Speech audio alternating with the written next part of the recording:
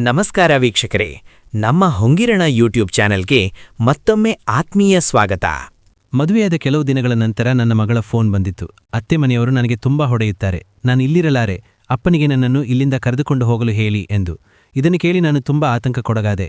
ನಾನು ನನ್ನ ಪತಿಗೆ ಹೇಳಿದೆ, ಕೂಡಲೇ ಮಗಳನ್ನು ಕರೆದುಕೊಂಡು ಬನ್ನಿ ಎಂದು. ಅದಕ್ಕೆ ಅವರು ಹೇಳಿದರು, ನಿನ್ನ ಮಗಳು ಅಲ್ಲಿ ರಾಜ್ಯಭಾರ ಮಾಡುತ್ತಿದ್ದಾಳೆ, ಅವಳು ನಿನ್ನನ್ನು ಬೇಕೆಂದೇ ಕಾಡಿಸುತ್ತಿದ್ದಾಳೆ ಎಂದು. ಅವರು ನನಗೆ ಅವಳ ಅತ್ತೆಮನೆಯ ಕೆಲವು ವಿಡಿಯೋಗಳನ್ನು ತೋರಿಸತೊಡಗಿದರು. ಅದರಲ್ಲಿ ಅವಳು ತುಂಬಾ ಸಂತೋಷವಾಗಿದ್ದಳು. ಇದರ ನಂತರ ನಾನು ಮಗಳ ಮಾತುಗಳಿಗೆ ಗಮನ ಕೊಡುವುದನ್ನು ನಿಲ್ಲಿಸಿದೆ. ಹಾಗೆ ಮಗಳ ಫೋನ್ ಬರುವುದು ಕೂಡ ನಿಂತು ಹೋಯಿತು. ನಂತರ ಒಂದು ದಿನ ನಾನು ಅವಳ ಅತ್ತೆಮನೆಗೆ ಹೋದೆ. ಅಲ್ಲಿನ ದೃಶ್ಯ ನೋಡಿ ನನ್ನ ಮೈ ನಡುಗಿತು. ಯಾಕೆಂದರೆ ಅಲ್ಲಿ, ಅಮ್ಮ, ನಾನು ನಿಮಗೆ ಎಷ್ಟು ಬಾರಿ ಹೇಳಲಿ, ನನ್ನನ್ನು ಇಲ್ಲಿಂದ ಕರೆದುಕೊಂಡು ಹೋಗಿ ಎಂದು. ಅತ್ತೆಮನೆಯವರು ನನಗೆ ತುಂಬಾ ಹೊಡೆಯುತ್ತಾರೆ, ಇವರು ನನ್ನ ಮೇಲೆ ತುಂಬಾ ದೌರ್ಜನ್ಯ ಮಾಡುತ್ತಾರೆ, ಈಗಲೂ ನನಗೆ ತುಂಬಾ ಹೊಡೆದಿದ್ದಾರೆ, ಅಪ್ಪನಿಗೆ ನನ್ನನ್ನು ಕರೆದುಕೊಂಡು ಹೋಗಲು ಹೇಳಿ ಎಂದು ಎಷ್ಟು ದಿನಗಳ ನಂತರ ನನ್ನ ಮಗಳ ಜೊತೆ ಫೋನ್ನಲ್ಲಿ ಮಾತನಾಡಿದ್ದೆ. ಫೋನ್ನಲ್ಲಿ ನನ್ನ ದನಿ ಕೇಳಿದ ತಕ್ಷಣ ಅವಳು ನನ್ನಲ್ಲಿ ವಿನಂತಿಸಲು ಶುರು ಮಾಡಿದಳು. ಅವಳು ಬಿಕ್ಕಳಿಸುತ್ತಾ ಅಳುತ್ತಿದ್ದಳು. ಅವಳ ದನಿ ತುಂಬಾ ಭಾರವಾಗಿತ್ತು. ಅವಳು ಬಹಳ ಹೊತ್ತಿನಿಂದ ಅಳುತ್ತಿದ್ದಾಳೆ ಎಂದು ಅನಿಸುತ್ತಿತ್ತು. ಅವಳ ದನಿ ಕೇಳಿದ ತಕ್ಷಣ ನನ್ನ ಹೃದಯ ಕಿವಿಚಿದಂತಾಯಿತು. ನಾನು ನನ್ನ ಮಗಳನ್ನು ಅಷ್ಟು ನಾಜೂಕಿನಿಂದ ಸಾಕಿದ್ದೆ. ಎಂದಿಗೂ ಅವಳಿಗೆ ಒಂದು ಹೂವಿನ ಕಡ್ಡಿಯಿಂದಲೂ ಹೊಡೆದಿರಲಿಲ್ಲ. ಆದರೆ ಅತ್ತೆಮನೆಯವರು ಅವಳಿಗೆ ಹಿಂಸೆ ಮಾಡುತ್ತಿದ್ದರು. ನನಗೆ ಇಂತಹ ದೌರ್ಜನ್ಯ ಅಸಹನೀಯವಾಗಿತ್ತು. ಆದರೆ ಅಸಹಾಯಕತೆ ಏನೆಂದರೆ, ಮಗಳ ಅತ್ತೆಮನೆ ನಮ್ಮ ಮನೆಯಿಂದ ತುಂಬಾ ದೂರವಿತ್ತು. ದಾರಿಗಳು ಎಷ್ಟು ಕಠಿಣ ಗೊಂದಲಮಯವಾಗಿದ್ದವೆಂದರೆ ಅಲ್ಲಿಗೆ ಹೇಗೆ ತಲುಪಬೇಕು ಎಂದೇ ನನಗೆ ತಿಳಿಯುತ್ತಿರಲಿಲ್ಲ. 2-3 ಬಸ್ ಬದಲಿಸಿ ನಾನು ಮಗಳ ಮನೆಗೆ ತಲುಪಬೇಕಿತ್ತು. ಉನ್ನಾವ್ನಿಂದ ಲಕ್ನೋಗೆ ಹೋಗಿ ಅಲ್ಲಿಂದ ಸೀತಾಪುರ ಬಸ್ ಹಿಡಿದು ನಂತರ ಲಕ್ಷ್ಮಣನಗರ ಎಂಬ ಹಳ್ಳಿಗೆ ಹೋಗಬೇಕಿತ್ತು. ನಾನು ಆ ಹಳ್ಳಿಗೆ ತಲುಪಿದರೂ ಅವಳ ಮನೆಯ ಸರಿಯಾದ ವಿಳಾಸ ನನಗೆ ತಿಳಿಯುತ್ತಿರಲಿಲ್ಲ. ನನ್ನಂತಹ ಸಾಮಾನ್ಯ ಗೃಹಿಣಿಗೆ ಒಬ್ಬಳೇ ಅಲ್ಲಿಗೆ ಹೋಗುವುದು ಒಂದು ರೀತಿ ಅಸಾಧ್ಯವಾಗಿತ್ತು. ಅಷ್ಟು ಬಸ್ ಬದಲಿಸಿ ಅಪರಿಚಿತ ಹಾದಿಗಳಲ್ಲಿ ಹೋಗುವಾಗ ನನ್ನ ಎದೆಬಡಿತ ಹೆಚ್ಚಾಗುತ್ತಿತ್ತು. ಆದರೆ ತಾಯಿಯ ಹೃದಯ ಸುಮ್ಮನಿರಲು ಸಾಧ್ಯವೇ? ಮಗಳ ಸ್ಥಿತಿಯ ಬಗ್ಗೆ ಕೇಳಿದ ನಂತರ ನನಗೆ ಸುಮ್ಮನಿರಲು ಆಗಲಿಲ್ಲ. ನನ್ನ ಹೃದಯ ರಕ್ತದ ಕಣ್ಣೀರು ಸುರಿಸುತ್ತಿತ್ತು. ಪದೇ ಪದೇ ಮನಸ್ಸಿನಲ್ಲಿ ವಿಚಿತ್ರ ಆತಂಕ ಶುರುವಾಗುತ್ತಿತ್ತು. ನನ್ನ ಎದೆಯ ಮೇಲೆ ಯಾರೋ ಭಾರವಾದ ಕಲ್ಲು ಇಟ್ಟಿದ್ದಾರೆ ಎಂದು ಅನಿಸುತ್ತಿತ್ತು. ಕಣ್ಣುಗಳು ಪದೇ ಪದೇ ತೇವವಾಗುತ್ತಿದ್ದವು. ಆದರೆ ನಾನು ನನ್ನನ್ನು ಸಂಭಾಳಿಸಿಕೊಳ್ಳುತ್ತಿದ್ದೆ. ಈಗ ನಾನು ಮಾತನಾಡಬೇಕಿತ್ತು, ಒಂದು ನಿರ್ಧಾರ ತೆಗೆದುಕೊಳ್ಳಬೇಕಿತ್ತು. ಮದುವೆಯಾದ ನಂತರ 1-2 ಬಾರಿ ಮಾತ್ರ ನಾನು ಅವಳ ಮನೆಗೆ ಹೋಗಿದ್ದೆ. ಆ ಸಮಯದಲ್ಲಿ ಎಲ್ಲರೂ ಎದುರಿಗಿದ್ದಾಗ ಎಲ್ಲವೂ ಸರಿಯಾಗಿ ಕಾಣುತ್ತಿತ್ತು. ಆದರೆ ಈಗ ಸಾಕಷ್ಟು ಸಮಯ ಕಳೆದಿತ್ತು. ಈಗ ಅಸಲಿ ನಡವಳಿಕೆಗಳು ಹೊರಬರುತ್ತಿದ್ದವು. ಈಗ ನನಗೆ ಸತ್ಯ ಏನೆಂದು ತಿಳಿಯುತ್ತಿತ್ತು. ಸಮಯ ಮೀರುವ ಮೊದಲು ಏನಾದರೂ ಮಾಡದಿದ್ದರೆ ನನ್ನ ಮಗಳು ಎಲ್ಲೋ ಮುಗಿದು ಹೋಗಬಹುದು ಎಂದು ನಾನು ಯೋಚಿಸಿದೆ. ಅವಳು ಹೆದರಿದ ದನಿಯಲ್ಲಿ ಮಾತನಾಡುತ್ತಿದ್ದಳು. ಅಮ್ಮ, ಸಾಕು, ನನ್ನನ್ನು ಕರೆದುಕೊಂಡು ಹೋಗಿ ಎಂದು. ಅವಳ ದನಿ ನನ್ನ ಕಿವಿಯಲ್ಲಿ ಮೊಳಗುತ್ತಿತ್ತು ಹಾಗೂ ಹೃದಯವನ್ನು ಹಿಂಡುತ್ತಿತ್ತು. ಆತಂಕದಿಂದ ನಾನು ನನ್ನ ಪತಿಯ ದಾರಿ ಕಾಯುತ್ತಿದ್ದೆ. ಅವರು ಬಂದ ನಂತರ ಎಲ್ಲಾ ವಿಷಯವನ್ನು ಅವರ ಮುಂದೆ ಇಡಬಹುದು ಎಂದು. ಪ್ರತಿಯೊಂದು ಸದ್ದಿಗೂ ನಾನು ಬಾಗಿಲ ಕಡೆಗೆ ನೋಡುತ್ತಿದ್ದೆ. ಒಮ್ಮೆ ಅಂಗಳದಲ್ಲಿ ಅಲೆದಾಡುತ್ತಿದ್ದೆ, ಒಮ್ಮೆ ಕುಳಿತುಕೊಳ್ಳುತ್ತಿದ್ದೆ, ಒಮ್ಮೆ ಏಳುತ್ತಿದ್ದೆ. ಸಮಯ ನಿಂತು ಹೋದಂತೆ ಅನಿಸುತ್ತಿತ್ತು. ಅವರು ಬಂದ ತಕ್ಷಣ ಎಲ್ಲವನ್ನೂ ಅವರ ಮುಂದೆ ಹೇಳಬೇಕು ಎಂದು ನನಗೆ ಅನಿಸುತ್ತಿತ್ತು. ಒಂದು ವೇಳೆ ಅವರು ನಿರಾಕರಿಸಿದರೆ ಏನಾಗಬಹುದು? ಒಂದು ವೇಳೆ ಅವರು ತಾಳ್ಮೆಯಿಂದ ಇರು ಎಂದು ಹೇಳಿದರೆ ನಾನೇನು ಮಾಡಲಿ ಎಂದು ನಾನು ಯೋಚಿಸುತ್ತಿದ್ದೆ. ಆದರೆ ನಾನು ಮನಸ್ಸಿನಲ್ಲಿ ಗಟ್ಟಿ ನಿರ್ಧಾರ ಮಾಡಿದ್ದೆ, ಇನ್ನು ಮುಂದೆ ನನ್ನ ಮಗಳು ದೌರ್ಜನ್ಯ ಸಹಿಸಲು ಬಿಡುವುದಿಲ್ಲ ಎಂದು. ಈಗ ಮಗಳನ್ನು ಉಳಿಸಲೇಬೇಕು. ನನ್ನ ಗಂಡ ಮನೆಗೆ ಬಂದ ತಕ್ಷಣ ನಾನು ಅವರ ಕಡೆಗೆ ಧಾವಿಸಿದೆ. ಅವರ ಕೈಯಲ್ಲಿದ್ದ ಸಾಮಾನು ಚೀಲವನ್ನು ಹಿಡಿದು ಪಕ್ಕಕ್ಕೆ ಇಟ್ಟೆ. ಅವರ ಮುಖದಲ್ಲಿ ಸುಸ್ತು ಎದ್ದು ಕಾಣುತ್ತಿತ್ತು. ಆದರೆ ನನ್ನ ಹೃದಯ ಎಷ್ಟು ಭಾರವಾಗಿತ್ತೆ ಎಂದು ನನಗೆ ಅವರ ಸುಸ್ತನ್ನು ಮರೆತುಬಿಟ್ಟೆ. 1 ಲೋಟ ನೀರು ತಂದುಕೊಡುವವರೆಗೂ ನಾನು ಹೇಗೆ ತಾಳ್ಮೆ ಕಾಪಾಡಿಕೊಂಡಿದ್ದೆನೋ ನನಗೆ ತಿಳಿಯಲಿಲ್ಲ. ಕೈಗಳು ನಡುಗುತ್ತಿದ್ದವು. ಹೃದಯ ಜೋರಾಗಿ ಬಡಿದುಕೊಳ್ಳುತ್ತಿತ್ತು. ನೀರಿನ ಲೋಟವನ್ನು ಅವರ ಕೈಗೆ ಕೊಟ್ಟು ಅವರ ಎದುರು ಕುಳಿತೆ. ನಾನು ಆಳವಾದ ನಿಟ್ಟುಸಿರು ಬಿಟ್ಟೆ. ನನ್ನ ಕಣ್ಣುಗಳಲ್ಲಿ ನೀರು ತುಂಬಿ ಬಂದಿತ್ತು. ಆದರೆ ಸರಿಯಾಗಿ ಮಾತನಾಡಲು ನಾನು ಕಣ್ಣೀರು ತಡೆದು ಹಿಡಿದೆ. ನಾನು ಹೇಳಿದೆ, ನೋಡಿ, ನನ್ನ ಮಾತನ್ನು ಸ್ವಲ್ಪ ಶಾಂತಿಯಿಂದ ಕೇಳಿ. ಇಂದು ನಾನು ನಿಮ್ಮೊಂದಿಗೆ ಬಹಳ ಮುಖ್ಯವಾದ ವಿಷಯ ಮಾತನಾಡಬೇಕಿದೆ. ಅವರು ನನ್ನನ್ನು ನೋಡತೊಡಗಿದರು. ವಿಷಯ ಸಾಮಾನ್ಯವಾದುದಲ್ಲ ಎಂದು ಬಹುಶಃ ಅವರಿಗೆ ಅಂದಾಜಾಗಿತ್ತು. ನಾನು ನಿಧಾನವಾಗಿ ಎಲ್ಲವನ್ನೂ ಹೇಳಲು ಶುರುವಾಡಿದೆ. ಮಗಳ ಸ್ಥಿತಿ, ಅವಳ ಬಿಕ್ಕಳಿಕೆ, ಹೃದಯದ ನೋವು, ಅವಳ ಬಾಯಿಂದ ಬಂದ ಪ್ರತಿಯೊಂದು ಮಾತು ನನ್ನನ್ನು ಬೆಚ್ಚಿ ಬೀಳಿಸಿತ್ತು. ಈಗ ವಿಷಯ ಸಹನೆಯ ಮಿತಿ ಮೀರಿದೆ. ಅವಳನ್ನು ವಾಪಸ್ ಕರೆದುಕೊಂಡು ಬರಲೇಬೇಕು ಎಂದು ನಾನವರಿಗೆ ಹೇಳಿದೆ. ನಾವು ತಡಮಾಡಿದ್ರೆ ಎಲ್ಲಿ ಬಹಳ ತಡವಾಗಿ ಹೋಗುತ್ತದೋ ಎಂದು ನಾನು ಹೇಳಿದೆ. ತಂದೆ ತಾಯಿ ಮಗಳನ್ನು ಸುಖವಾಗಿ ನೋಡುವ ಕನಸು ಕಾಣ್ತಾರೆ. ಆದರೆ ನಮ್ಮ ಮಗಳು ದುಃಖದಲ್ಲಿ ಬೇಯುತ್ತಿದ್ದಾಳೆ. ಮಾತನಾಡುತ್ತಾ ನನ್ನ ಧ್ವನಿ ಗದ್ಗದಿತವಾಯಿತು. ನಾನು ಸುಮ್ಮನಾದೆ. ಈಗ ನಿರ್ಧಾರ ನನ್ನ ಗಂಡನ ಕೈಯಲ್ಲಿತ್ತು. ಅವರು ತಲೆ ತಗ್ಗಿಸಿ ಕುಳಿತಿದ್ದರು. ಬಹುಶಃ ಅವರೂ ಕೂಡ ಒಳಗಿನಿಂದ ಒಡೆದು ಹೋಗಿರಬಹುದು. ಈಗ ಮೌನವಾಗಿರುವುದು ಅಪರಾಧ ಎಂದು ಅವರಿಗೂ ಅನಿಸಿರಬಹುದು. ಕೋಣೆಯಲ್ಲಿ ಸ್ಮಶಾನ ಮೌನ ಹರಡಿತ್ತು. ಗೋಡೆಗಳಿಗೂ ನಮ್ಮ ಮಾತು ಕೇಳಿಸುತ್ತಿದೆ ಎಂದು ನನಗೆ ಅನಿಸುತ್ತಿತ್ತು. ನನ್ನ ಕಣ್ಣುಗಳಿಂದ ಈಗ ಕಣ್ಣೀರು ಹರಿಯತೊಡಗಿತು. ನಾನು ಸೀರೆಯ ಪಲ್ಲುವಿನಿಂದ ಅದನ್ನು ಒರೆಸಿಕೊಂಡು ಮನಸ್ಸಿನಲ್ಲೇ ದೇವರಲ್ಲಿ ಬೇಡಿಕೊಂಡೆ, ನನ್ನ ಮಗಳನ್ನು ಈ ಸಂಕಟದಿಂದ ಪಾರು ಮಾಡು ಎಂದು. ಈಗ ನನ್ನ ಗುರಿ ಒಂದೇ ಇತ್ತು, ಹೇಗಾದರೂ ಮಾಡಿ ಅವಳನ್ನು ಮನೆಗೆ ಕರೆದುಕೊಂಡು ಬಂದು ಅವಳನ್ನು ಅವಳನ್ನು ಸುರಕ್ಷಿತವಾಗಿರಿಸುವುದು. ನನ್ನ ಗಂಡ ನನ್ನ ಕಡೆಗೆ ನೋಡುತ್ತಿದ್ದರು. ನಾನು ಎಲ್ಲವನ್ನೂ ಹೇಳಿ ಮುಗಿಸಿ ಅವರು ಏನಾದರೂ ಹೇಳಲಿ ಎಂದು ಅವರ ಮುಖ ನೋಡಿದೆ. ಆದರೆ ಅವರ ಮುಖದಲ್ಲಿ ಒಂದು ವಿಚಿತ್ರವಾದ ತೃಪ್ತಿ ಕಾಣಿಸುತ್ತಿತ್ತು. ಮಗಳ ಸ್ಥಿತಿಯ ಬಗ್ಗೆ ತಿಳಿದ ನಂತರವೂ ಅವರು ಅಷ್ಟು ಆರಾಮವಾಗಿ ಕುಳಿತಿರುವುದನ್ನು ಕಂಡು ನನಗೆ ಆಶ್ಚರ್ಯವಾಯಿತು. ಅವರ ಹೃದಯದ ಮೇಲೆ ಸ್ವಲ್ಪವೂ ಭಾರವಿಲ್ಲದಂತೆ ಕಾಣಿಸುತ್ತಿತ್ತು. ನಾನು ಹೇಳಿದೆ, ನೀವು ಈ ಬಗ್ಗೆ ಏನೂ ಹೇಳುವುದಿಲ್ಲವೇ ಎಂದು. ಆಗ ಅವರು ಹೇಳಿದರು, ಹೋಗು, ಊಟ ಬಿಸಿ ಮಾಡು. ನನಗೆ ಆಘಾತವಾಯಿತು. ಇಲ್ಲಿ ನಾನು ನನ್ನ ಮಗಳ ದುರವಸ್ಥೆಯ ಬಗ್ಗೆ ಹೇಳುತ್ತಿದ್ದೇನೆ. ಅವಳ ಮೇಲಾಗುತ್ತಿರುವ ದೌರ್ಜನ್ಯ, ದುಃಖ, ಪೀಡೆಯ ಬಗ್ಗೆ ಅತ್ತು ವಿವರಿಸುತ್ತಿದ್ದೇನೆ. ಆದರೆ ಅವರು ಏನೂ ಆಗದಂತೆ ನಿಶ್ಚಿಂತೆಯಿಂದ ಕುಳಿತಿದ್ದರು ಹಾಗೂ ಈಗ ಊಟ ಕೇಳುತ್ತಿದ್ದರು. ಆತಂಕದಿಂದ ನನ್ನ ಹಸಿವು, ನೀರಡಿಕೆ ಎಲ್ಲಾ ಸತ್ತಿತ್ತು. ಎದೆ ಭಾರವಾಗುತ್ತಿತ್ತು. ಆದರೆ ಅವರಿಗೆ ಕೇವಲ ಊಟದ ಚಿಂತೆಯಿತ್ತು. ಅವರ ಈ ಸಂವೇದನಾಹೀನತೆ ಸಹಿಸಲಾಗಲಿಲ್ಲ. ನಾನು ಊಟ ತಂದು ಅವರ ಮುಂದೆ ಇಟ್ಟೆ. ಕೈಗಳು ನಡುಗುತ್ತಿದ್ದವು. ದನಿ ಕೂಡ ಬದಲಾಗಿತ್ತು. ನಿಮ್ಮ ಮಗಳ ಬಗ್ಗೆ ಕೇಳಿದ ನಂತರ ನಿಮ್ಮ ಉತ್ತರ ಇಷ್ಟು ಸಾಮಾನ್ಯವಾಗಿದೆಯೇ? ಯಾವುದೋ ವಸ್ತು ಕಳೆದು ಹೋದಂತೆ ಸುಮ್ಮನಿದ್ದೀರಲ್ಲ. ಜೀವನ ಪೂರ್ತಿ ನಿಮಗೆ ಗಂಡು ಮಗನನ್ನು ನೀಡಲಿಲ್ಲ ಎಂಬ ಕಾರಣಕ್ಕೆ ನಿಮಗೆ ಈ ದುಃಖವಿದೆಯೇ? ಅದಕ್ಕೆ ಅವಳ ನೋವು ನಿಮಗೆ ನೋವಾಗಿ ಕಾಣುತ್ತಿಲ್ಲವೇ? ಅವರ ಮೌನವು ಒಂದು ರೀತಿಯಲ್ಲಿ ನನ್ನ ಮನಸ್ಸಿಗೆ ಚುಚ್ಚಿದಂತಾಯಿತು. ಅವರು ಇನ್ನೂ ಸುಮ್ಮನೆ ಕುಳಿತಿದ್ದರು. ನಾನು ಹೇಳಿದೆ, ನೀವು ತಂದೆಯಾದರು. ನಿಮ್ಮ ಸ್ವಂತ ಮಗಳು ಆ ಮನೆಯಲ್ಲಿ ದೌರ್ಜನ್ಯ ಅನುಭವಿಸುತ್ತಿದ್ದಾಳೆ. ಅವಳ ಮೂಳೆಗಳು ನೋವಿನಿಂದ ಒಡೆಯುತ್ತಿವೆ. ಅವಳ ಆತ್ಮ ಗಾಯಗೊಂಡಿದೆ. ಆದರೆ ನಿಮಗೆ ಇದೆಲ್ಲ ಸಾಮಾನ್ಯ ವಿಷಯದಂತಿದೆಯೇ? ಏನೂ ಆಗದಂತೆ ಕುಳಿತಿದ್ದೀರಲ್ಲ. ನಾನು ಕಥೆ ಹೇಳುತ್ತಿದ್ದೇನೆ ಮತ್ತು ನೀವು ಕೇವಲ ಪ್ರೇಕ್ಷಕರಾಗಿ ಕುಳಿತಿದ್ದೀರಿ ಎನ್ನುವಂತೆ. ನನ್ನ ದನಿ ಭಾರವಾಗಿತ್ತು. ಕಣ್ಣಿನಲ್ಲಿ ನೀರು ಸುರಿಯುತ್ತಿತ್ತು. ಆದರೆ ಈಗ ನಾನು ಅದನ್ನು ತಡೆಯಲು ಇಷ್ಟಪಡಲಿಲ್ಲ. ನಾನು ವರ್ಷಗಳ ನೋವನ್ನು ಹೊರಹಾಕುತ್ತಿದ್ದೆ. ನಾನು ಹೇಳಿದೆ, ನೆನಪಿದೆಯೇ? ಅವಳು ಚಿಕ್ಕವಳಿದ್ದಾಗ ನೀವು ಅವಳ ಬೆರಳು ಹಿಡಿದು ಬೀದಿಯಲ್ಲಿ ಕರೆದುಕೊಂಡು ಹೋಗುತ್ತಿದ್ದದ್ದು. ಅವಳು ನಿಮ್ಮ ಹೆಗಲ ಮೇಲೆ ಕುಳಿತು ನಗುತ್ತಿದ್ದದ್ದು. ಅವಳು ಪಾಪ ಎಂದು ನಿಮ್ಮನ್ನು ತಬ್ಬಿಕೊಳ್ಳುತ್ತಿದ್ದಳು. ಆಗ ನಿಮ್ಮ ಹೃದಯ ಯಾಕೆ ಕರಗುತ್ತಿತ್ತು? ಇಂದು ಆ ಮಗು ನೋವಿನಲ್ಲಿ ತಳಮಳಿಸುತ್ತಿದ್ದಾಳೆ.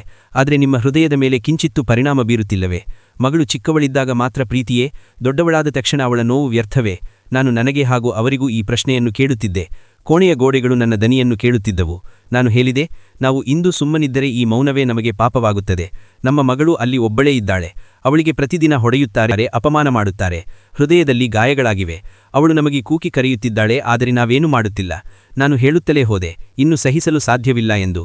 ಜಗತ್ತು ಏನೇ ಹೇಳಲಿ, ಜನ ಬೆರಳು ತೋರಿಸಲಿ, ಆದರೆ ನನ್ನ ಮಗಳು ಬದುಕುವುದು ಮುಖ್ಯ. ಅವಳ ಪ್ರಾಣ, ಗೌರವ, ಉಸಿರು ಎಲ್ಲವೂ ಆ ನರಕದಿಂದ ಪಾರಾಗು ಎಂದು ನನ್ನನ್ನು ಕೇಳುತ್ತಿವೆ. ಅವರು ಮತ್ತೆ ಸುಮ್ಮನೆ ಕುಳಿತಿದ್ದರು. ನಾನು ಅವರ ಮುಂದೆ ನಿಂತು ಹೇಳಿದೆ, ಒಬ್ಬ ತಂದೆಯಾಗಿ ನೀವು ಇಂದು ಹೆಜ್ಜೆ ಇಡದಿದ್ದರೆ ನಿಮಗೆ ತಂದೆ ಎಂದು ಕರೆಸಿಕೊಳ್ಳುವ ಹಕ್ಕು ಇಲ್ಲ. ತಾಯಿ ಎಂತಹ ಪರಿಸ್ಥಿತಿಯಲ್ಲೂ ಹೋರಾಡುತ್ತಾಳೆ. ಇಡೀ ಜಗತ್ತು ಅವಳ ವಿರುದ್ಧವಾದರೂ ಸರಿ. ಆದರೆ ನಿಮ್ಮ ಈ ಕಠೋರತೆ ನನ್ನನ್ನು ಒಳಗಿನಿಂದ ಕೊಲ್ಲುತ್ತಿದೆ. ನನ್ನ ದನಿ ನಡುಗಿತು. ನಾನು ಹೇಳಿದೆ, ನನಗೆ ತಾಳ್ಮೆಯಿಂದ ಇರು ಎಂದು ಹೇಳಬೇಡಿ. ಮಗಳ ದುಃಖದ ಮುಂದೆ ತಾಳ್ಮೆ ಇರುವುದಿಲ್ಲ. ಮಗು ಅಳುತ್ತಿರುವಾಗ ತಾಯಿಯ ಹೃದಯಕ್ಕೆ ಶಾಂತಿ ಸಿಗುವುದಿಲ್ಲ. ಅವಳಿಗೆ ಇಡೀ ಭೂಮಿಯೇ ಕಿರಿದಾದಂತೆ ಅನಿಸುತ್ತದೆ. ನನ್ನ ಮೆದುಳಿನಲ್ಲಿ ಅವಳ ಧನಿ ಮೊಳಗುತ್ತಿತ್ತು. ಅಮ್ಮ, ನನ್ನನ್ನು ಕರೆದುಕೊಂಡು ಹೋಗು. ಅಮ್ಮ, ನನ್ನನ್ನು ಉಳಿಸು. ಅವಳ ಬಿಕ್ಕಳಿಕೆಯ ದನಿ ಇಂದಿಗೂ ನನ್ನ ಕಿವಿಯಲ್ಲಿದೆ. ನಾನು ಹೇಳಿದೆ, ನಿಮ್ಮ ಮಗಳು ನಿಮ್ಮನ್ನೂ ನೆನಪಿಸಿಕೊಂಡಿದ್ದಳು. ಅವಳು ಹೇಳಿದ್ದಳು, ಪಪ್ಪನಿಗೆ ಹೇಳಿ ನನ್ನನ್ನು ಕರೆದುಕೊಂಡು ಹೋಗಲು ಎಂದು. ಆದರೆ ಬಹುಶಃ ನೀವು ಆ ಕೂಗನ್ನು ಕೇಳಲೇ ಇಲ್ಲ, ಅಥವಾ ಕೇಳಿದರೂ ಹೃದಯ ಒಪ್ಪಲಿಲ್ಲ. ನಾನು ತಲೆ ತಗ್ಗಿಸಿ ಹೇಳಿದೆ, ನಾನು ತಾಯಿ. ನಾನು ಹೋಗಿ ಅವಳನ್ನು ಕರೆದುಕೊಂಡು ಬರುತ್ತೇನೆ. ದಾರಿ ಕಠಿಣವಾಗಿದ್ದರೂ, ಬಸ್ ಬದಲಿಸಬೇಕಾದರೂ, ಜನ ಏನೇ ಅಂದರೂ ಸರಿ, ನೀವು ನನ್ನ ಜೊತೆ ಬರದಿದ್ದರೂ ನಾನು ಹೋಗೇ ಹೋಗ್ತೇನೆ. ಯಾಕೆಂದರೆ ತಾಯಿಯ ಹೆಜ್ಜೆಗಳನ್ನು ತಡೆಯುವ ಶಕ್ತಿ ಯಾರಿಗೂ ಇಲ್ಲ. ಈಗ ನನ್ನ ಕಣ್ಣೀರು ನಿಲ್ಲುತ್ತಿರಲಿಲ್ಲ. ಸೀರೆಯ ಪಲ್ಲುವಿನಿಂದ ಒರೆಸಿಕೊಂಡರೂ ಮತ್ತೆ ಬರುತ್ತಿತ್ತು.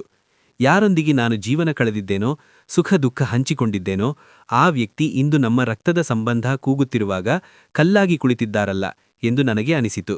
ನಾನು ಮೃದುದನಿಯಲ್ಲಿ ವೇಳಿದೆ, ದೇವರಿಗೆ ಉತ್ತರ ನೀಡಬೇಕಾಗುತ್ತದೆ. ಮಕ್ಕಳು ದೇವರ ಆಸ್ತಿ. ಅವರ ಮೇಲೆ ನಡೆಯುವ ದೌರ್ಜನ್ಯದ ಬಗ್ಗೆ ನಮ್ಮನ್ನೂ ಕೇಳಲಾಗುತ್ತದೆ.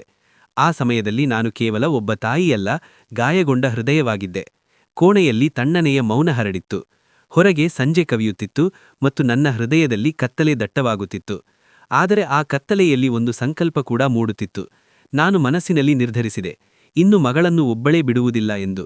ಇಡೀ ಜಗತ್ತನ್ನು ಎದುರಿಸಬೇಕಾದರೂ ಸರಿ, ಆದರೆ ಅವಳನ್ನು ಆ ದೌರ್ಜನ್ಯದ ಗೋಡೆಗಳ ನಡುವೆ ಬಿಡುವುದಿಲ್ಲ. ತಾಯಿಯಾಗಿ ನನ್ನ ಗುರುತು ಏನೆಂದರೆ, ನನ್ನ ಮಗುವಿಗಾಗಿ ನಾನು ನಿಲ್ಲುವುದು. ಈಗ ನಾನು ನಿಲ್ಲುವ ಸಮಯ ಬಂದಿತ್ತು. ನಾನು ನನ್ನ ಪತಿಗೆ ನನ್ನ ಮಾತುಗಳಿಂದ ವಿವರಿಸಲು ಪ್ರಯತ್ನಿಸಿದೆ, ಆದರೆ ಅವರು ಶಾಂತ ಮುಖದಿಂದ ಊಟ ಮಾಡುತ್ತಿದ್ದರು. ಊಟವಾದ ನಂತರ ಅವರು ನನ್ನ ಕೈ ಹಿಡಿದು ಕೋಣೆಗೆ ಕರೆದು ತಂದರು. ನನ್ನನ್ನು ಹಾಸಿಗೆಯ ಮೇಲೆ ಕುಳ್ಳಿರಿಸಿದರು. ನೀರಿನ ಲೋಟವನ್ನು ಕೈಗೆ ಕೊಟ್ಟರು. ಹಾಗೆ ಜೇಬಿನಿಂದ ಮೊಬೈಲ್ ತೆಗೆದು ಬಟನ್ ಒತ್ತತೊಡಗಿದರು. ನಾನು ಇನ್ನೂ ಆಶ್ಚರ್ಯದಿಂದ ಅವರನ್ನೇ ನೋಡುತ್ತಿದ್ದೆ. ನನ್ನ ಹೃದಯ ಭಯ ಮತ್ತು ಕೋಪದ ನಡುವೆ ಸಿಲುಕಿತ್ತು. ಅವರು ಶಾಂತ ದನಿಯಲ್ಲಿ ಹೇಳಿದರು, ನಿಮ್ಮ ಮಗಳಿಗೆ ಏನೂ ಆಗಿಲ್ಲ. ನಿಮ್ಮ ಮಗಳು ಅತ್ತೆಮನೆಯಲ್ಲಿ ತುಂಬಾ ಸುಖವಾಗಿದ್ದಾಳೆ. ಅವಳು ಕೇವಲ ನಿನ್ನನ್ನು ತೊಂದರೆಗೆ ಸಿಲುಕಿಸಲು ಹೀಗೆಲ್ಲ ಹೇಳುತ್ತಿದ್ದಾಳೆ. ನನ್ನನ್ನು ನಂಬು, ಎಲ್ಲವೂ ಸರಿಯಾಗಿದೆ. ನಾನು ಅವರ ಕಡೆಗೆ ನೋಡಿ ಹೇಳಿದೆ, ನನ್ನ ಮಗಳ ಜೀವನದಲ್ಲಿ ಏನೂ ಸರಿಯಿಲ್ಲ ಮತ್ತು ಮುಂದೆ ಸರಿಯಾಗುತ್ತದೆ ಎಂದು ನನಗೆ ಅನಿಸುತ್ತಿಲ್ಲ. ಈಗಲೇ ಅವಳ ಮನೆಗೆ ಹೋಗೋಣ, ಕಣ್ಣಾರೆ ಸತ್ಯ ನೋಡೋಣ. ಆಗ ಅವರು ಮೊಬೈಲ್ನಲ್ಲಿ ಒಂದು ವಿಡಿಯೋ ಪ್ಲೇ ಮಾಡಿ ನನ್ನ ಮುಂದೆ ಇಟ್ಟರು. ಆ ವಿಡಿಯೋದಲ್ಲಿ ನನ್ನ ಮಗಳ ಹುಟ್ಟುಹಬ್ಬದ ಕಾರ್ಯಕ್ರಮ ನಡೆಯುತ್ತಿತ್ತು. ಅವಳ ಪತಿ ಅವಳ ಪಕ್ಕದಲ್ಲೇ ನಿಂತು ಪ್ರೀತಿಯಿಂದ ಅವಳನ್ನು ನೋಡುತ್ತಿದ್ದನು. ಅತ್ತೆ ಮನೆಯವರೆಲ್ಲ ಅಲ್ಲಿ ಸೇರಿದ್ದರು. ಅವಳ ಮುಂದೆ ಕೇಕ್ ಇತ್ತು. ಅವಳನ್ನು ಹೂವಿನಂತೆ ನೋಡಿಕೊಳ್ಳುತ್ತಿದ್ದರು. ನನ್ನ ಮಗಳ ಮುಖದಲ್ಲಿ ಸಂತೋಷ ತುಂಬಿತ್ತು. ಅವಳ ಕಣ್ಣಿನಲ್ಲಿ ನಗು ಎದ್ದು ಕಾಣುತ್ತಿತ್ತು. ಯಾವುದೇ ರೀತಿಯ ದುಃಖದ ಕುರುಹು ಇರಲಿಲ್ಲ. ಇದನ್ನು ಕಂಡು ನನಗೂ ಆಶ್ಚರ್ಯವಾಯಿತು. ಮನಸ್ಸಿನಲ್ಲಿ ಒಂದು ವಿಚಿತ್ರ ಭಾರವಿತ್ತು. ಆದರ ಮೆದುಳು ಆ ದೃಶ್ಯವನ್ನೇ ಸತ್ಯ ಎಂದು ನಂಬತೊಡಗಿತ್ತು. ನನ್ನ ಪತಿ ನನಗೆ ವಿವರಿಸಲು ಶುರುಮಾಡಿದರು. ಮಗಳೇ, ಇಂತಹ ಮಾತುಗಳಿಗೆ ಗಮನ ಕೊಡಬೇಡ. ಮಗಳ ಸಂಸಾರ ಉಳಿಸುವುದು ತಂದೆ ತಾಯಿಯ ಕೆಲಸ. ಅವಳ ಸಂಸಾರ ನಡೆಯಲಿ. ಸುಮ್ಮನೆ ನಿನ್ನ ಆತಂಕದಿಂದ ಅವಳ ಸಂಸಾರ ಹಾಳಾಗದಿರಲಿ. ಅವರ ಮಾತು ನನ್ನನ್ನು ನಿಜಕ್ಕೂ ಯೋಚನೆಗೆ ಧೂಳಿತು. ನಾನು ನನ್ನನ್ನೇ ಕೆಟ್ಟವಳು ಎಂದು ಭಾವಿಸತೊಡಗಿದೆ. ಮಗಳು ನಿಜಕ್ಕೂ ಸುಖವಾಗಿದ್ದಾಳೆ. ಕೇವಲ ಬಾಲಿಶತನದಲ್ಲಿ ಅಥವಾ ಮುದ್ದಿನಿಂದ ಹೀಗೆಲ್ಲ ಹೇಳುತ್ತಿರಬಹುದು ಎಂದು ನನಗೆ ಅನಿಸಿತು. ಸಣ್ಣ ವಿಷಯಗಳನ್ನು ದೊಡ್ಡದಾಗಿ ಮಾಡಿ ನನ್ನನ್ನು ಆತಂಕಕ್ಕೆ ತಳ್ಳುತ್ತಿದ್ದಾಳೆ ಎಂದು ನನಗೆ ಅನಿಸಿತು. ನಿಧಾನವಾಗಿ ನನ್ನ ಹೃದಯದಲ್ಲಿ ಅವಳ ಮೇಲೆ ಸಿಟ್ಟು ಕೂಡ ಮೂಡಿತು. ಯಾವ ತಾಯಿ ಅವಳನ್ನು ಅಷ್ಟು ಕಷ್ಟಪಟ್ಟು ಬೆಳೆಸಿದಳೋ, ಅವಳಿಗಾಗಿ ಎಲ್ಲಾ ನೋವು ತಿಂದಳೋ, ಅದೇ ತಾಯಿಗೆ ಅವಳು ಯಾಕೆ ಇಷ್ಟು ನೋವು ನೀಡಿದಳು? ನನ್ನ ಹೃದಯ ಒಡೆಯುವಂತಹ ಮಾತುಗಳನ್ನು ಯಾಕೆ ಹೇಳಿದಳು? ನಾನು ನಿರ್ಧಾರ ಮಾಡಿದೆ, ಇನ್ನು ಅವಳ ಮಾತುಗಳಿಗೆ ಗಮನ ಕೊಡುವುದಿಲ್ಲ ಎಂದು. ಅವಳು ಫೋನ್ ಮಾಡಿದಾಗ ನಾನು ಕೇವಲ ಕ್ಷೇಮ ವಿಚಾರಿಸಿ ಫೋನ್ ಇಟ್ಟು ಬಿಡುತ್ತಿದ್ದೆ. ಅವಳು ಅತ್ತೆಮನೆಯವರ ವಿರುದ್ಧ ಏನಾದರೂ ಹೇಳಿದಾಗ ನಾನು ಕೇಳಿಸಿಕೊಳ್ಳದಂತೆ ಸುಮ್ಮನಿರುತ್ತಿದ್ದೆ. ಅವಳ ಪ್ರತಿಯೊಂದು ದೂರನ್ನು ನಾನು ನಿರ್ಲಕ್ಷಿಸಲು ಶುರುಮಾಡಿದೆ. ನನ್ನ ನಡವಳಿಕೆ ಬದಲಾಗಿತ್ತು. ಸ್ವಲ್ಪ ಸಮಯದ ನಂತರ ಅವಳ ಫೋನ್ ಬರುವುದು ಕೂಡ ನಿಂತು ಹೋಯಿತು. ಮೊದಲು ನಾನು ಕಾಯುತ್ತಿದ್ದೆ, ನಂತರ ನನ್ನ ಹೃದಯ ಕೂಡ ತಣ್ಣಗಾಯಿತು. ನಾನು ಕೂಡ ಅದರ ಬಗ್ಗೆ ಹೆಚ್ಚು ಗಮನ ಕೊಡಲಿಲ್ಲ. ನಾನು ಫೋನ್ ಮಾಡಲಿಲ್ಲ ಅಥವಾ ಅವಳ ಕೊರತೆಯನ್ನು ನನ್ನ ಮೇಲೆ ಸವಾರಿಯಾಗಲು ಬಿಡಲಿಲ್ಲ. ಅವಳು ಕೋಪದಲ್ಲಿದ್ದಾಳೆ ಅಥವಾ ಹಠದಲ್ಲಿದ್ದಾಳೆ, ತಾನಾಗೇ ಸರಿಯಾಗುತ್ತಾಳೆ ಎಂದು ನನಗೆ ಅನಿಸಿತು. ಅವಳೊಂದಿಗೆ ಮಾತನಾಡಲು ನನಗೆ ಮನಸ್ಸು ಬರುತ್ತಿರಲಿಲ್ಲ. ಅವಳು ತನ್ನ ತಾಯಿಯ ಭಾವನೆಗಳೊಂದಿಗೆ ಆಟವಾಡಿದ್ದಳು ಎಂಬುದು ನನಗೆ ನೆನಪಾಗುತ್ತಿತ್ತು. ತನ್ನ ಸ್ಥಿತಿಯ ಬಗ್ಗೆ ಸುಳ್ಳು ಹೇಳಿ ನನ್ನ ಹೃದಯಕ್ಕೆ ಎಷ್ಟು ನೋವು ನೀಡಿದ್ದಾಳೆ ಎಂಬುದು ಅವಳು ಯೋಚಿಸಲಿಲ್ಲವೆಲ್ಲ ಎಂಬ ಸಿಟ್ಟಿತ್ತು. ಮನೆ ಕೆಲಸಗಳು ಎಂದಿನಂತೆ ನಡೆಯುತ್ತಿದ್ದವು, ಆದರೆ ನನ್ನ ಹೃದಯದೊಳಗೆ ಒಂದು ಭಾರವಿತ್ತು. ಕೆಲವೊಮ್ಮೆ ರಾತ್ರಿ ಎಚ್ಚರವಾದಾಗ ಅವಳ ದನಿ ಕೇಳುತ್ತಿತ್ತು, ಅಮ್ಮ, ನನ್ನನ್ನು ಇಲ್ಲಿಂದ ಕರೆದುಕೊಂಡು ಹೋಗಿ ಎಂದು. ತಕ್ಷಣ ಆ ಹುಟ್ಟುಹಬ್ಬದ ವಿಡಿಯೋ ನೆನಪಾಗುತ್ತಿತ್ತು. ಅದರಲ್ಲಿ ಅವಳು ನಗುತ್ತಿದ್ದಳು. ನಾನು ನನ್ನಗೇ ಸಮಾಧಾನ ಹೇಳಿಕೊಳ್ಳುತ್ತಿದ್ದೆ, ಎಲ್ಲವೂ ಸರಿಯಾಗಿದೆ ಎಂದು. ನನ್ನ ಮಗಳು ಸುಖವಾಗಿದ್ದಾಳೆ, ಅವಳ ಸಂಸಾರ ಚೆನ್ನಾಗಿದೆ. ನಾನು ಅವಳ ಜೀವನದಲ್ಲಿ ಹಸ್ತಕ್ಷೇಪ ಮಾಡಬಾರದು ಎಂದು ನನಗೆ ನಾನೇ ನಂಬಿಸಿದೆ. ಸಮಯ ಕಳೆಯುತ್ತಾ ಹೋಯಿತು. ನನ್ನೊಳಗಿನ ನೋವು ಎಲ್ಲೋ ಅಡಗಿತ್ತು. ಆದ್ರೆ ಕೆಲವೊಮ್ಮೆ ಒಂದು ಆಲೋಚನೆ ಬರುತ್ತಿತ್ತು. ಒಂದು ವೇಳೆ ಅವಳು ಹೇಳುತ್ತಿರುವುದು ಸತ್ಯವಾಗಿದ್ದರೆ, ಇದರ ಹಿಂದೆ ಬೇರೆ ಯಾವುದಾದರೂ ಕಥೆ ಇದ್ದರೆ? ಆದರೆ ನಾನು ಈ ಪ್ರಶ್ನೆಗಳನ್ನು ತಳ್ಳಿ ಹಾಕುತ್ತಿದ್ದೆ. ಅವಳ ಕೂಗಿಗೆ ಕಿವಿ ಮುಚ್ಚಿಕೊಂಡಿದ್ದೆ. ತಾಯಿಯಾಗಿಯೂ ನಾನು ಕಣ್ಣಿಗೆ ಬಟ್ಟೆ ಕಟ್ಟಿಕೊಂಡಿದ್ದೆ. ಮೌನವು ಬರಲಿರುವ ಚಂಡಾಮರದ ಭಾಗ ಎಂದು ನನಗೆ ತಿಳಿಯಲಿಲ್ಲ. ಆಗ ನನಗೆ ಕೇವಲ ಒಂದು ಮಾತು ಅರ್ಥವಾಗುತ್ತಿತ್ತು, ಕಣ್ಣಿಗೆ ಕಾಣುತ್ತಿರುವುದೇ ಸತ್ಯ, ಉಳಿದದ್ದೆಲ್ಲ ಭ್ರಮೆ ಎಂದು. ಒಂದು ದಿನ ಕುಳಿತಿದ್ದಾಗ ನನ್ನ ಪತಿಯನ್ನು ಕೇಳಿದೆ, ನಮ್ಮ ಮಗಳು ನನ್ನನ್ನು ಕಾಡಿಸಲು ಫೋನ್ನಲ್ಲಿ ಹಾಗೆಲ್ಲ ಮಾತನಾಡುತ್ತಿದ್ದಾಳೆ ಎಂದು ನಿಮಗೆ ಹೇಗೆ ತಿಳಿಯಿತು? ಮತ್ತು ನಿಮಗೆ ಆ ವಿಡಿಯೋ ಕಳುಹಿಸಿದವರು ಯಾರು? ಆಗ ನನ್ನ ಗಂಡ ಹೇಳಿದರು, ನಿನ್ನ ಜೊತೆ ಮಾತನಾಡುವುದಕ್ಕೆ ಕೆಲವು ದಿನಗಳ ಮೊದಲೇ ಅಳಿಯನ ಫೋನ್ ಬಂದಿತ್ತು. ಅವನು ತುಂಬಾ ಆತಂಕದಲ್ಲಿದ್ದ. ಅವನು ಹೇಳಿದ, ಮಾವ, ನಾನು ನನ್ನ ಹೆಂಡತಿಯ ಬಗ್ಗೆ ದೂರು ನೀಡಲು ಇಷ್ಟಪಡುವುದಿಲ್ಲ, ಆದರೆ ಬೇರೆ ದಾರಿಯಿಲ್ಲ. ಸುಮನ್ ನನಗೆ ತುಂಬಾ ತೊಂದರೆ ಕೊಡುತ್ತಿದ್ದಾಳೆ. ಮಾತಿಗೆ ಮಾತು ಬೆಳೆಸುತ್ತಾಳೆ. ನನ್ನ ತಂದೆ ತಾಯಿಗೆ ಗೌರವ ನೀಡುವುದಿಲ್ಲ, ಸಮಯಕ್ಕೆ ಊಟ ನೀಡುವುದಿಲ್ಲ, ಬಟ್ಟೆ ತೊಳೆಯುವುದಿಲ್ಲ. ಎಲ್ಲವನ್ನೂ ಕೆಲಸದವಳ ಮೆಲ್ಲಿ ಬಿಟ್ಟಿದ್ದಾಳೆ. ಅವಳನ್ನು ಕೆಲಸ ಮಾಡು ಎಂದು ನಾನು ಹೇಳುವುದಿಲ್ಲ, ಆದರೆ ಕನಿಷ್ಠ ನನ್ನ ಪೋಷಕರ ಕ್ಷೇಮ ವಿಚಾರಿಸಬಹುದಲ್ಲವೇ? ಅಷ್ಟು ಕೂಡ ಅವಳಿಗೆ ತಿಳಿಯುವುದಿಲ್ಲ. ದಯವಿಟ್ಟು ಅವಳಿಗೆ ತಿಳಿಸಿ ಹೇಳಿ. ಇದರ ಜೊತೆಗೆ ಅವಳು ಬೀದಿಯಲ್ಲಿ ವಿಚಿತ್ರವಾಗಿ ಮಾತನಾಡಸರು ಮಾಡಿದ್ದಾಳೆ. ಎಲ್ಲರೂ ಬಂದು ಕೇಳುತ್ತಿದ್ದಾರೆ, ನಾವು ಸೊಸೆಯ ಮೇಲೆ ದೌರ್ಜನ್ಯ ಮಾಡುತ್ತಿವೇವಾ ಎಂದು. ನನ್ನ ಪೋಷಕರು ಮೊದಲೇ ಕಾಯಿಲೆ ಬಿದ್ದಿದ್ದಾರೆ. ನಿಮ್ಮ ಮಗಳಿಂದಾಗಿ ಅವರು ಮಾನಸಿಕವಾಗಿ ಕಾಯಿಲೆ ಬೀಳುತ್ತಾರೆ. ಗಂಡನ ಮಾತು ಕೇಳಿ ನಾನು ಸುಮ್ಮನಾದೆ. ಆದ್ರ ಮನಸ್ಸಿನಲ್ಲಿ ಆತಂಕ ಶುರುವಾಯಿತು. ಹಾಗಿದ್ರೆ ಈ ವಿಡಿಯೋ ಯಾಕೆ ಕಳುಹಿಸಿದ್ದಾರೆ? ನನ್ನ ಮನಸ್ಸಿನಲ್ಲಿ ಮತ್ತೊಮ್ಮೆ ಅನುಮಾನ ಮೂಡಿತು ಮತ್ತು ಈ ಬಾರಿ ನಾನು ಪಕ್ಕಾ ನಿರ್ಧಾರ ಮಾಡಿದೆ. ಹೇಗೋ ಒದ್ದಾಡಿ ಕಷ್ಟಪಟ್ಟು ನಾನು ಮಗಳ ಅತ್ತೆ ಮನೆಗೆ ತಲುಪಿದೆ. ಆದರೆ ಅಲ್ಲಿನ ದೃಶ್ಯ ಕಂಡು ನಾನು ಸ್ತಬ್ಧನಾದೆ. ನನ್ನ ಕಣ್ಣುಗಳನ್ನು ನನಗೇ ನಂಬಲಾಗಲಿಲ್ಲ. ಮಗಳ ಭಾವ ಅವಳನ್ನು ನೆಲಕ್ಕೆ ತಳ್ಳಿ ಕೆಟ್ಟದಾಗಿ ಹೊಡೆಯುತ್ತಿದ್ದನು. ನನ್ನ ಮಗಳು ಅಳುತ್ತಾ ದಯೆಗಾಗಿ ಭಿಕ್ಷೆ ಬೇಡುತ್ತಿದ್ದಳು. ತಕ್ಷಣ ನಾನು ಮುಂದೆ ಹೋಗಿ ಆ ರಾಕ್ಷಸರಿಂದ ಮಗಳನ್ನು ಬಿಡಿಸಿದೆ. ಮಗಳು ನನ್ನನ್ನು ಕಂಡ ತಕ್ಷಣ ಅಪ್ಪಿಕೊಂಡು ಹೇಳಿದಳು, ಅಮ್ಮ, ನೀವು ಬರಲು ಯಾಕೆ ಇಷ್ಟು ತಡ ಮಾಡಿದ್ರಿ? ಮಗಳ ಸ್ಥಿತಿ ಕಂಡು ನನ್ನ ಎದೆ ಸೀಳಿದಂತಾಯಿತು. ಅವಳ ಮೈಮೇಲೆಲ್ಲ ಗಾಯದ ಗುರುತುಗಳಿದ್ದವು. ಕೆಲವು ಗಾಯಗಳು ಹಳೆಯದಾಗಿದ್ದರೆ ಕೆಲವು ಹೊಸದಾಗಿದ್ದವು. ನಾನು ಅವಳ ಮನೆಯವರ ವಿರೋಧವಿಂದವಿದ್ದರೂ ಮಗಳನ್ನು ಕರೆದುಕೊಂಡು ವಾಪಸ್ ಬಂದೆ. ದಾರಿಯಲ್ಲಿ ನಾನು ಪೊಲೀಸ್ ಸ್ಟೇಷನಿಗೆ ಹೋಗಿ ಮಗಳ ಅತ್ತೆ ಮನೆಯವರ ವಿರುದ್ಧ ದೂರು ನೀಡಿದೆ. ನನ್ನ ಗಂಡನಿಗೆ ಎಂದಿಗೂ ಮಗಳು ಬೇಕಿರಲಿಲ್ಲ. ಬಹುಶಃ ಅವರು ಕೇವಲ ಮಕ್ಕಳ ಕೊರತೆಯನ್ನು ನೀಗಿಸಲು ಮಗಳನ್ನು ಬಳಸಿಕೊಂಡಿದ್ದರು. ಅವರ ಹೃದಯದಲ್ಲಿ ಮಗನಿಲ್ಲ ಎಂಬ ನೋವು ಯಾವಾಗಲೂ ಇತ್ತು. ಅವರು ಅಳಿಯನಿಗೆ ನನ್ನ ಮಗಳ ಜೊತೆ ಹೇಗೆ ಬೇಕಾದರೂ ನಡೆದುಕೊಳ್ಳಲು ಅವಕಾಶ ನೀಡಿದ್ದರು. ಇದೆಲ್ಲ ನನಗೆ ಈಗ ತಿಳಿಯಿತು.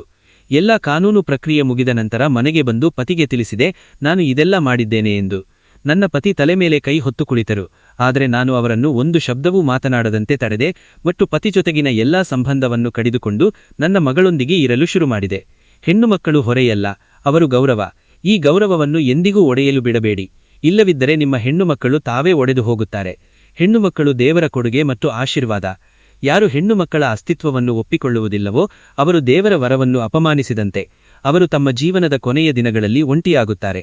ಈ ಕಥೆ ನಿಮಗೆ ಹೇಗನಿಸಿತು ಎಂದು ಕಮೆಂಟ್ ಬಾಕ್ಸ್ನಲ್ಲಿ ತಿಳಿಸಿ. ನಿಮಗೆ ಈ ಕಥೆ ಇಷ್ಟವಾದರೆ ಲೈಕ್ ಮಾಡಿ, ಶೇರ್ ಮಾಡಿ ಹಾಗೂ ನಮ್ಮ ಚಾನೆಲ್ ಅನ್ನು ಸಬ್ಸ್ಕ್ರೈಬ್ ಮಾಡಿ. ಮುಂದಿನ ಕಥೆಯೊಂದಿಗೆ ಮತ್ತೆ ಸಿಗೋಣ. ಧನ್ಯವಾದಗಳು.